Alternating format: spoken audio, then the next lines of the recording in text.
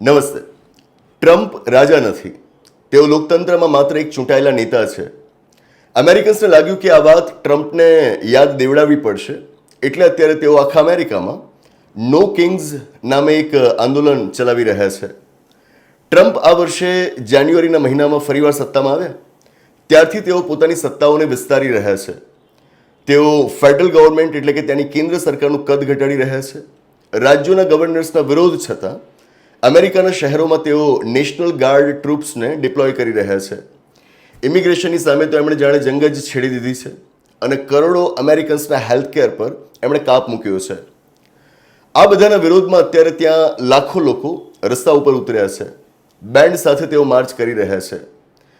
આંદોલનકારીઓના હાથમાં પોસ્ટર્સમાં લખેલું છે કે રાજાશાહી નહીં, લોકશાહી જ ચાલશે.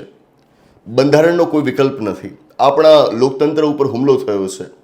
વિરોધ કરવાથી મોટો દેશપ્રેમ બીજો કોઈ નથી. ફાંસીવાદનો વિરોધ કરો, આવું એમણે લખ્યું છે. એક વિશાળ બેનરમાં લખેલું હતું વી ધ પીપલ.